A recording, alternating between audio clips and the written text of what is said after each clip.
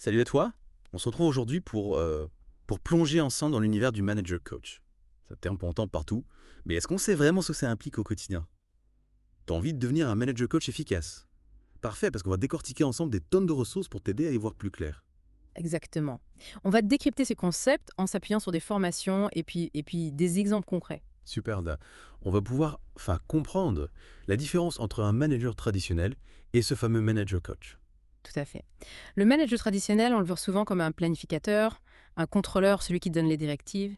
Le manager coach, lui, c'est plutôt un guide, un facilitateur. Il va accompagner ses collaborateurs pour qu'ils trouvent eux-mêmes les solutions et développent leur potentiel. Ah d'accord, donc on est vraiment dans une approche différente. On a les collaborateurs à grandir, à devenir autonomes. Absolument. On mise sur l'empowerment, la responsabilisation. Et pour être un manager coach efficace, quelles sont les qualités essentielles à développer? Il y en a plusieurs, mais on peut commencer par la délégation. C'est primordial. Ah oui, la délégation. Je pense tout de suite à Anne Hathaway, dans le nouveau stagiaire. Elle avait vraiment du mal à déléguer. C'est un bon exemple. Attends, mec. Déléguer, c'est avant tout faire confiance à son équipe, accepter de ne pas tout contrôler. L'idée, c'est vraiment d'autonomiser les collaborateurs, pas juste de se débarrasser de tâches qu'on n'a pas envie de faire. Et la confiance, ça joue un rôle important dans cette relation dynamique. C'est la base de tout. D'ailleurs, un concept intéressant à ce sujet, c'est le contrat relationnel. Un peu comme dans le film Coach Carter, où le coach établit un contrat avec son équipe. Oui, je me souviens de cette scène. C'est un accord clair pour définir les attentes de chacun et instaurer un climat de confiance. Exactement. Ce contrat définit le cadre de la relation, les objectifs, les engagements. Intéressant. Ouais. Et j'ai vu qu'il existe plusieurs profils de manager coach. Le prof, l'hyperactif, le connecteur et le supporter. C'est marrant de se demander à quel profil on se rapproche le plus. Oui, c'est vrai. Chaque profil a ses forces et ses faiblesses. Par exemple, le prof va s'appuyer sur son expérience pour guider ses collaborateurs, tandis que l'hyperactif sera très présent avec beaucoup de feedback. Le connecteur, lui, va favoriser les échanges et la collaboration entre les membres de l'équipe. Et le supporter aura une approche plus discrète en laissant davantage d'autonomie à ses collaborateurs. C'est super intéressant de voir ces différents styles. Et concrètement, quels outils et techniques on peut utiliser pour être un manager coach efficace? Il existe plusieurs méthodes, par exemple la méthode RPBDC. C'est une technique de questionnement qui permet d'aider les collaborateurs à exprimer leurs besoins et à trouver des solutions par eux-mêmes. RPBDC, ça me fait penser à une recette de cuisine. Pourquoi pas? En fait, cette méthode permet de structurer l'échange en passant en revue le réel, le problème, le besoin, la demande et le contrat. Ah d'accord, je comprends mieux. Et l'écoute active, j'imagine que c'est fondamental pour un manager coach. Bien sûr, il ne s'agit pas juste d'entendre, mais d'écouter attentivement pour comprendre les besoins et les émotions du collaborateur. On peut utiliser des techniques comme l'accusé de réception, la reformulation et la métacommunication. La métacommunication, c'est quand on parle de la communication elle-même. Exactement. On peut commenter le comportement non verbal, par exemple. Un peu comme dans le film Hervé, où le personnage est très attentif au langage corporel. Oui, je vois l'idée. On décode les messages non verbaux pour clarifier la communication. Tout à fait. Et l'empathie a aussi une place centrale dans le rôle du manager coach. C'est-à-dire, Il est essentiel de comprendre et de partager les émotions de son collaborateur. Pour ça, on peut utiliser des techniques comme la calibration qui consiste à observer la cohérence entre le verbal et le non-verbal. Et la synchronisation qui permet de créer un rapport plus profond en adaptant sa posture et son langage. un peu comme si on créait un effet miroir pour instaurer un climat de confiance. C'est une bonne image? Et j'imagine qu'il y a des techniques pour gérer les situations difficiles émotionnellement. Oui, bien sûr. Il existe par exemple les questions de l'LFE. Les questions de l'EFE, c'est intriguant. Oh, C'est une série de questions qui aident à accompagner une personne en situation de crise émotionnelle. On explore le quoi les émotions le plus profondes, difficile ce qui pourrait aider à faire face, et on termine par une touche d'empathie. Waouh, c'est une technique qui semble très puissante. On voit vraiment que le manager coach a un rôle d'accompagnant bien plus profond qu'un manager traditionnel. Et la délégation, on en parlait tout à l'heure, c'est vraiment important pour développer l'autonomie des collaborateurs. Absolument. Déléguer, c'est confier une tâche et la responsabilité qui va avec. C'est comme dans Il faut sauver le soldat Ryan, où le général confie une mission cruciale à son équipe. C'est une image forte. Et Mhm. comment c'est quoi déléguer et à qui? Il faut évaluer la capacité du collaborateur à réaliser la tâche et sa motivation. Pour ça, on peut utiliser une matrice qui permet de visualiser ces deux éléments et de choisir la personne la plus adaptée.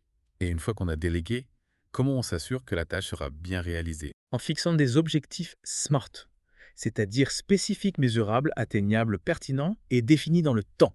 Ah oui, les objectifs SMART. C'est un concept qu'on entend souvent. Exactement. Ça permet de donner un cadre clair au collaborateur et de suivre sa progression. Super vert. Et pour finir, j'aimerais qu'on aborde la notion d'autonomie qui est au cœur du rôle du manager coach. Avec plaisir, Damaomi.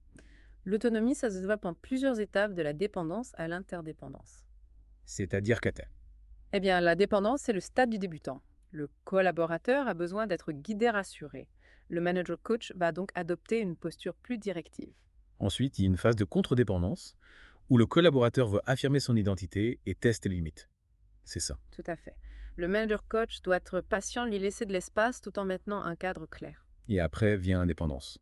Le collaborateur est capable de travailler en autonomie sans avoir besoin de l'approbation constante de son manager care. Un peu comme dans Apollo 13, où l'équipe doit trouver des solutions par elle-même face à une situation critique. Exactement. Ça, c'est une excellente comparaison. Le manager coach doit faire confiance à son collaborateur et lui laisser prendre des initiatives. Et pour finir, l'interdépendance, c'est le stade ultime de l'autonomie. Oui, c'est une relation d'égal à égal basée sur la confiance et le respect mutuel. Le manager coach n'est plus un donneur d'ordre, mais un partenaire qui accompagne le collaborateur dans son développement. Génial, et on a déjà vu pas mal de choses sur le manager coach. Mais on va continuer à explorer tout ça ensemble dans la suite de notre deep dive. Avec plaisir. Ah, on a évoqué pas mal d'outils tout à l'heure, mais j'aimerais bien qu'on revienne sur la méthode RPBDC. Elle me semble vraiment clé pour accompagner les collaborateurs. Oui, c'est vrai qu'on l'a un peu survolé, tu peux nous la détailler. Avec plaisir. Imagine un collaborateur qui vient te voir, il est complètement débordé par un projet. Avec la méthode RPBDC, tu vas l'aider à décortiquer la situation. D'accord? Donc on commence par le réel, c'est ça. Exactement. On l'aide à décrire la situation de manière factuelle. Par exemple, on peut lui demander quelles sont les étapes du projet, quelles sont les deadlines, qui sont les personnes impliquées.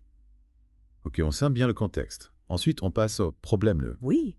On l'aide à identifier précisément ce qui est le bloc. On peut lui poser des questions comme « Quel est le principal obstacle que tu rencontres ? Qu'est-ce qui te stresse le plus dans ce projet ?» Et une fois qu'on a bien compris le problème, on creuse pour identifier le besoin. C'est ça. Parfois, le besoin n'est pas évident au premier abord. Il faut aider le collaborateur à le formuler clairement. On peut lui demander de quoi aurais-tu besoin pour avancer plus sereinement ? Quel type de soutien te serait utile ? Et ensuite, on passe à la demande.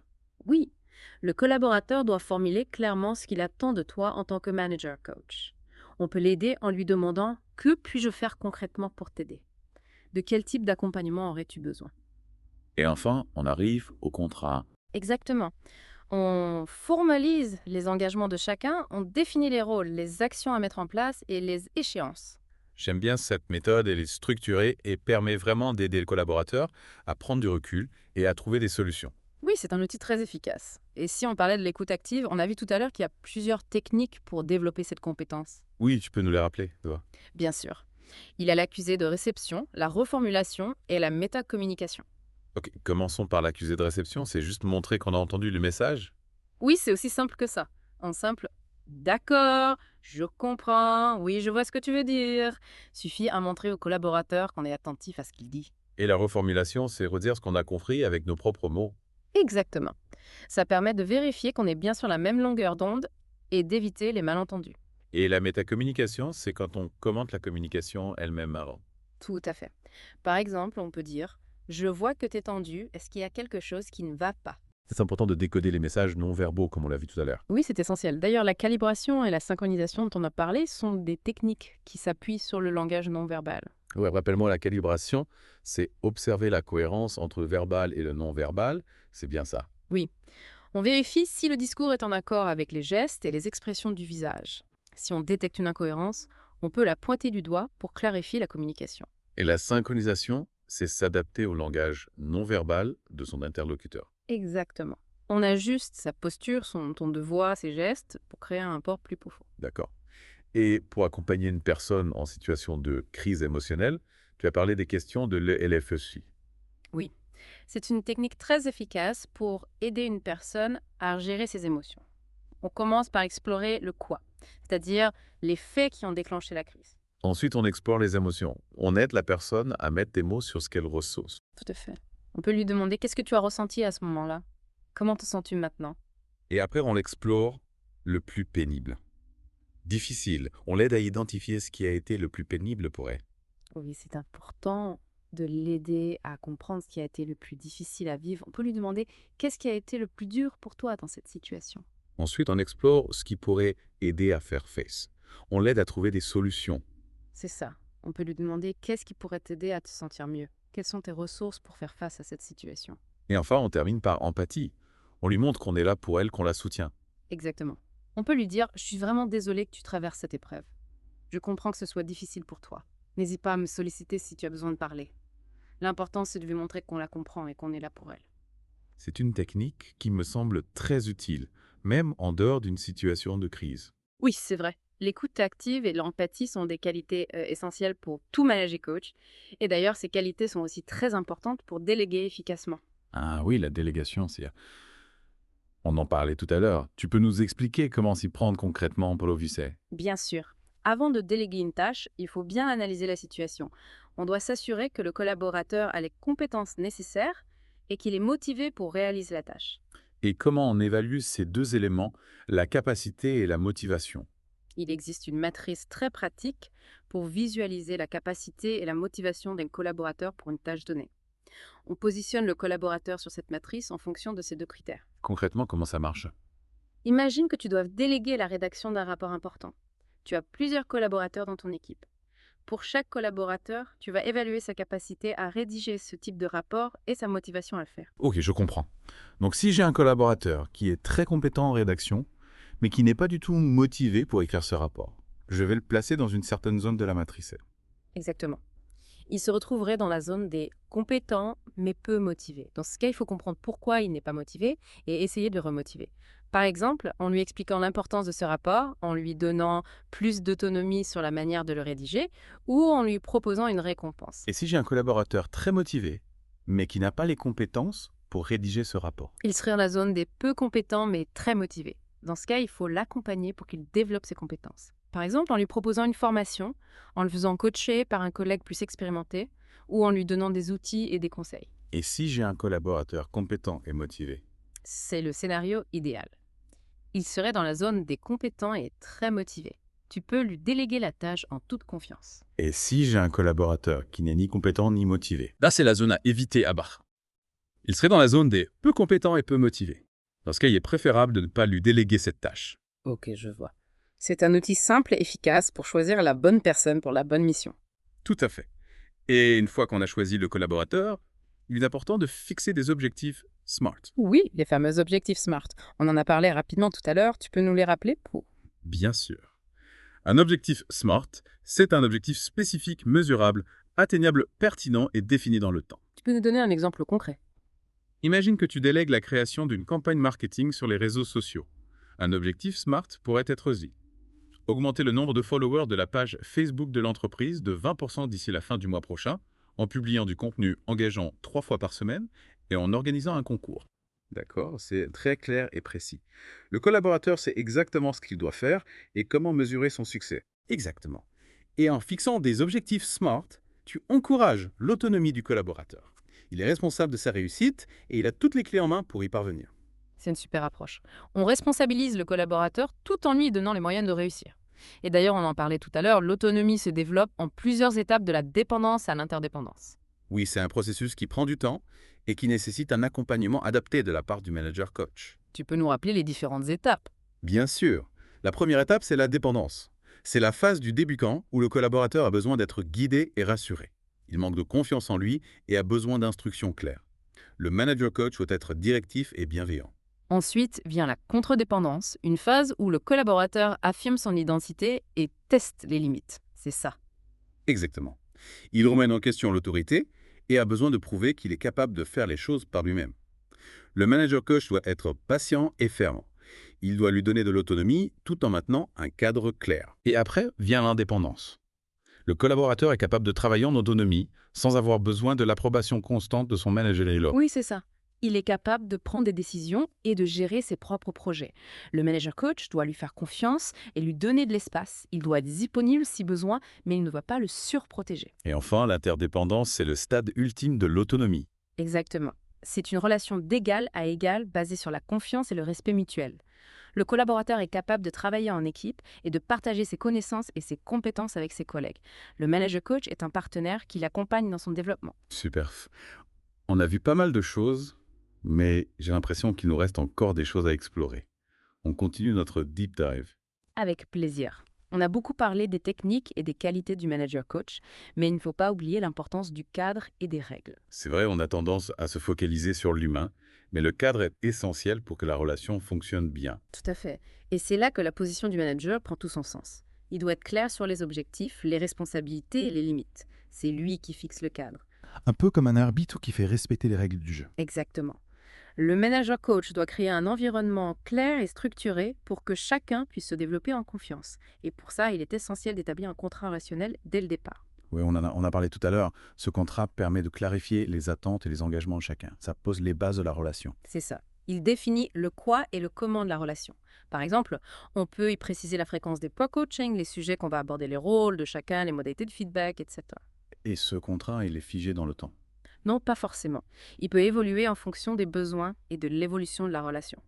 L'important, c'est que le manager coach et le collaborateur soient tous les deux d'accord sur les termes du contrat. C'est un document vivant. D'accord, je comprends. Et si on revient sur la notion d'autonomie, on a vu qu'il y a 4 stades de la dépendance à l'interdépendance. Comment est-ce que le manager coach peut adapter son approche en fonction du stade où se trouve le collaborateur là? C'est une excellente question. La posture du manager coach doit en effet évoluer en fonction du niveau d'autonomie du collaborateur.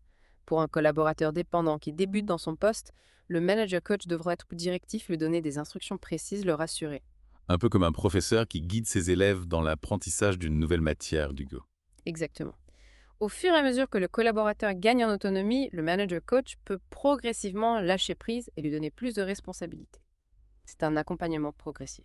Donc pour un collaborateur en phase de contre-dépendance qui teste ses limites et affirme son identité, le manager coach devrait être plus patient, lui laisser plus d'espace. Oui, c'est important de le laisser expérimenter, de lui faire confiance tout en maintenant un cadre clair et en lui rappelant les règles du jeu. C'est un équilibre à trouver et pour un collaborateur indépendant qui est capable de gérer ses propres projets et de prendre des décisions de manière autonome, le manager coach peut se contenter de le soutenir et de l'encourager. Tout à fait. Il n'a plus besoin d'être directif. Il peut se positionner comme un partenaire, un conseiller qui est disponible si besoin. Et pour le stade ultime, l'interdépendance, le manager coach et le collaborateur sont sur un pied d'égalité. Oui, c'est l'objectif final de la relation manager-coach. Le collaborateur est capable de partager son expertise et de contribuer au développement de l'équipe. Le manager-coach, quant à lui, peut s'appuyer sur les compétences et l'autonomie du collaborateur pour atteindre les objectifs de l'entreprise. C'est une relation gagnant-gagnant. C'est une relation vraiment symbiotique. Chacun apporte sa contribution et grandit grâce à l'autre. C'est une belle vision du management. Absolument. C'est la beauté de la relation de manager-coach. Elle permet de créer un cercle vertueux où l'autonomie, la confiance et la performance se nourrissent mutuellement. C'est vraiment inspirant. On a vraiment exploré tous les aspects du manager coach aujourd'hui. Des qualités et compétences aux outils et techniques, en passant par l'importance du cadre et des règles et l'évolution de la relation en fonction du stade d'autonomie du collaborateur. Oui, je pense qu'on a fait un tour d'horizon assez complet. L'important, c'est de retenir que le manager coach est un facilitateur, un guide qui aide ses collaborateurs à se développer et à atteindre leur plein potentiel. Et c'est une mission passionnante qui demande de l'écoute, de l'empathie, de la patience et une bonne dose de confiance en soi et en les autres. Tout à fait. Et n'oublie pas que le manager coach, c'est avant tout une posture, une manière d'être au quotidien. Il ne s'agit pas de mettre un chapeau de coach de temps en temps, mais d'intégrer cette philosophie dans toutes ses interactions avec ses collaborateurs. Merci beaucoup pour toutes ces explications. Je me sens vraiment mieux outillé pour devenir un manager coach efficace. De rien, c'était un plaisir de partager ces réflexions avec toi. Et toi qui nous écoutes, on te laisse avec une dernière question à méditer. Comment pourrais-tu intégrer la notion de contrôle relationnel dans tes interactions professionnelles, même en dehors du contexte du management? Sur ce, on te dit à bientôt pour une nouvelle plongée dans les profondeurs du savoir SV.